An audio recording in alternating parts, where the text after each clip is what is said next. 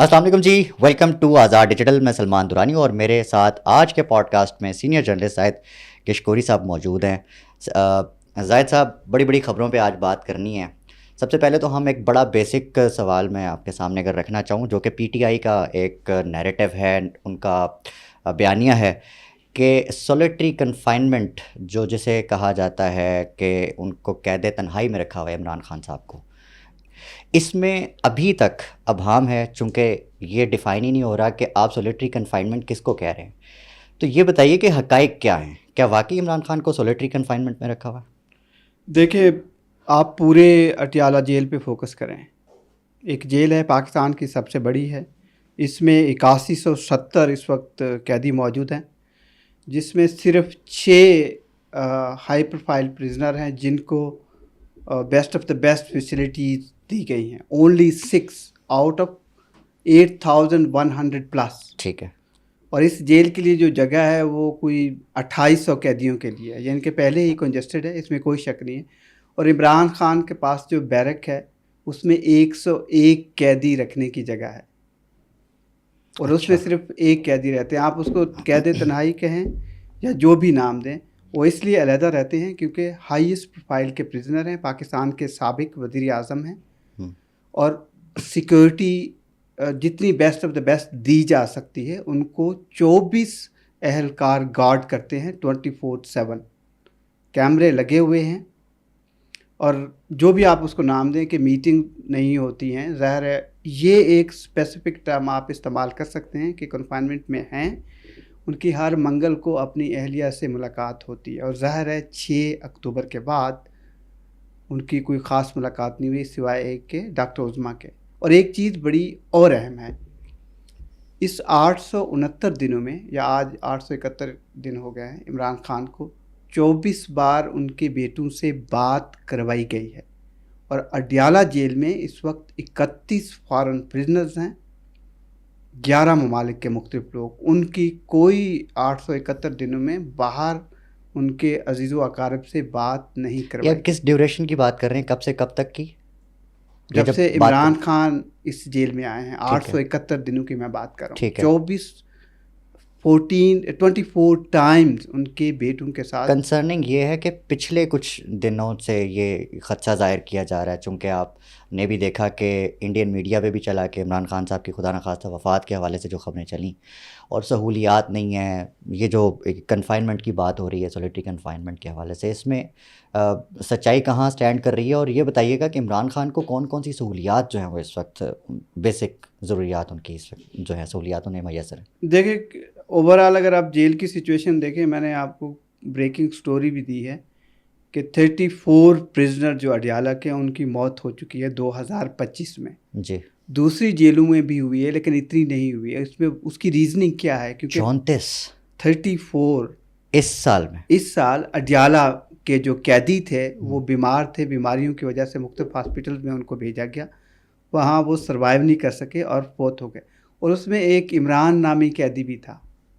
اور اڈیالہ میں آپ کو معلوم ہے پاکستان کے قیدوں میں 67 عمران نامی قیدی ہیں. تو ایک عمران نامی قیدی کی اڈیالہ میں بھی ڈیتھ ہوئی، وہ بھی میں نے خبر دی تو آپ کے سامنے ہے میرے ساتھ جو ہوا. آپ کو گالیاں پڑ رہی ہیں اس معاملے میں. اچھا، آپ نے شہباز شریف نامی ایک شخص کی بھی تو دی تھی خبر، اس کے اوپر بھی آپ کے اوپر کافی شہباز شریف نامی، ان کے والد کا نام بھی محمد شریف ہے. وہ سعدکاباد میں کچے کے ڈاکو نے ان کو لوٹ لیا تھا اور یہ مقدمہ درج ہوا ہے. بیسیکلی ہم جرنلسٹ ہوتے ہیں، ہم ڈے ٹو ڈے اور مومنٹ ٹو مومنٹ کور کر رہے ہوتے ہیں. وہ اس مومنٹ پہ وی گو ود دا فیکٹ. ہم جرنلسٹ ہوتے ہیں، ہم فیکٹس کے ساتھ جاتے ہیں. اٹ ڈزنٹ میٹر کہ وہ کس پارٹی کو سوٹ کرتے ہیں. ایک کو سوٹ کرتے ہیں وہ گالیاں دیتی، دوسری کو سوٹ نہیں کرتے ہیں. ایک کو سوٹ کرتے ہیں وہ کہتے ہیں زبردست ہو گیا، دوسری کو سوٹ نہیں کرتے وہ ہمیں گالیاں دیتے. تو we are absolutely walking on the tight rope. ادھر بھی مشکل ہے، ادھر بھی مشکل. تھوڑا سا سہولیات کے بارے میں بتا دیں. اس چیز کا خدشہ جو ہے وہ اس وقت موجود ہے کہ عمران خان صاحب بھی بیمار ہو سکتے ہیں اس طرح کے حالات؟ عمران خان کا باقاعدہ چیک اپ ہوتا ہے، ان کی میڈیکل ٹیمز باقاعدہ جاتی. قید ہمیشہ قید ہوتی ہے. اٹ ڈزنٹ میٹر کہ آپ 101 اس کے بیرک میں اکیلے رہیں یا اس میں 100 قیدی رہیں. اور عمران خان کو کھانے پینے کی سہولتیں وہ تو کوئی ایشو ہے نہیں. آپ کو پتہ ہے کہ حکومت اس پہ 4 کروڑ روپیہ خرچ کر چکے، اور عمران خان خود اپنے کھانے کے پیسے پے کرتے ہیں، جو کہ 70 لاکھ سے زائد جب سے وہ آئے ہیں ان کے اکاؤنٹ سے پیسہ گیا ہے, خرچ ہوا ہے, اب تک ہوا جا چکا ہوا ہے.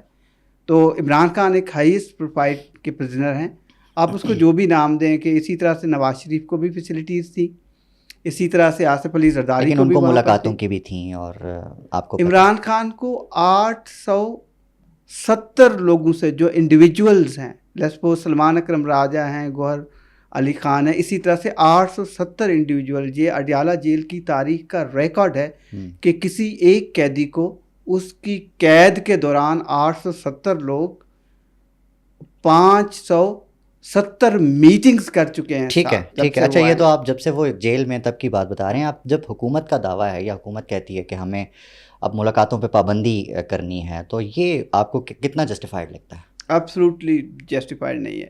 اس کی ریزن یہ ہے کہ وہ چاہتے ہیں کہ عمران خان لوگوں سے بات کرتے ہیں, وہ آ کر میڈیا میں ہائپس کریٹ کرتے ہیں یا لائم لائٹ میں آتے ہیں. اور وہ یہ ایک یونیک چیز ہے پاکستان کی تاریخ میں کہ جو ان کا سوشل میڈیا اکاؤنٹس ہیں وہاں سے ان کی کمیونیکیشن جاتی ہے. اور پاکستان کے جو ٹاپ کے انسٹیٹیوشنز ہیں ان کے سربراہان نام لے کے, تو یہ ایکسٹرا آرڈنری اس کا امپیکٹ ہوتا ہے. اور یہ انتہائی ڈینجرس ہے اور خطرناک بات ہے. آپ کی میٹنگز کا انہیں کوئی ایشو نہیں ہے, لیکن سوشل میڈیا پہ جو اس کی نیریشن یا میٹنگز کی ملاقات جاتی ہے ان کے اکاؤنٹس پہ, اس سے وہ کہتے ہیں کہ پرابلم ہوتے ہیں, اس لیے میٹنگ بند کی, جو کہ اگینسٹ ہے. ٹھیک ہے.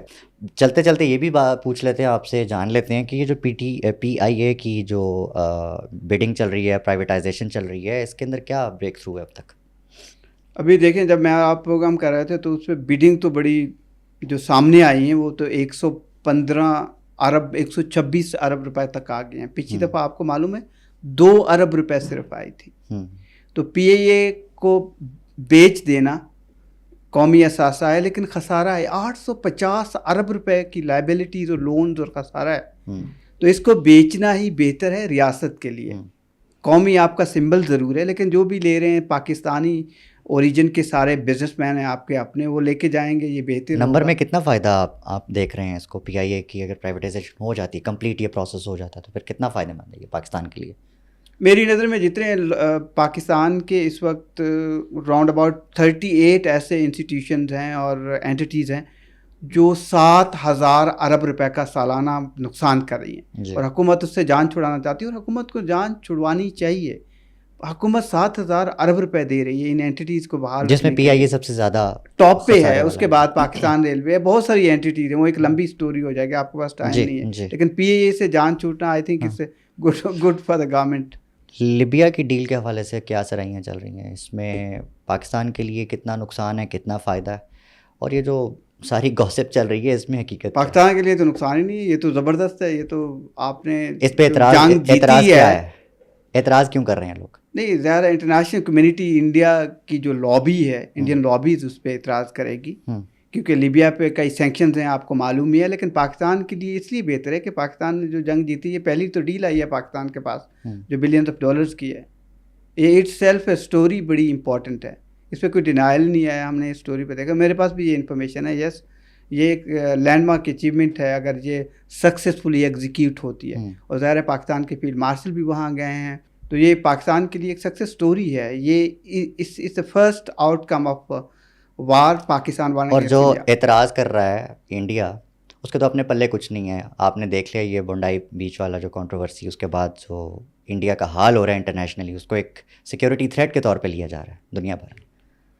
انڈیا کا جو میڈیا ہے وہ تو وائلڈ میڈیا ہے, وہ تو اتنا جھوٹ بول رہا ہے, اور ان کے پرومیننٹ اینکر, پرومیننٹ جرنلسٹ جھوٹ سے جھوٹ چل رہا ہے, اور کوئی انٹرنیشنل میڈیا کوئی بھی اب ان کی بات ماننے کو تیار نہیں. ان کی سچ بھی خبر آ جائے اگر پاکستان کے حوالے سے, یا ویسے بھی شاید ہی کوئی بلیو کرے. میں یہ کہہ رہا ہوں, آج تک پاکستان مذاق بناتا ہے, اب تو خطے کو چھوڑیں, خطے کے لوگ بھی ہنس رہے ہیں, خطے کے ممالک بھی ہنس رہے ہیں, دنیا بھر میں مذاق بن گیا انڈیا.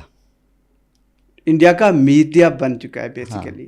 انڈیا پتہ نہیں ہوگا یا ہے, سارا کریڈٹ تو پھر بھی جاتا مودی صاحب کو ہے نا. مودی صاحب کو کسی نے کہا تھا کہ جی ہمیں شکریہ ادا کرنا چاہیے, ہینا رحمانی خیر صاحبہ نے ایک انٹرویو میں کہا تھا, تو میرا خیال ہے ٹھیک ہی کہا تھا. بریلینٹ, یس, بہت اچھا پاکستان کو انہوں نے ریپرزینٹ کیا ہے, ہمیشہ میں نے دیکھا ہے. مودی صاحب پھر ہمارے 11ویں کھلاڑی ہوئے. آپ اس کو اوپننگ پلیئر کہہ لیں بھی کوئی فرق نہیں پڑتا ہے. سر زاہد گشکوری صاحب بڑی بڑی خبروں پہ بات کی اور آپ نے بہت بڑی خبریں بھی دیں. تھینک یو ویری مچ آپ کے وقت کا. Thank you very much.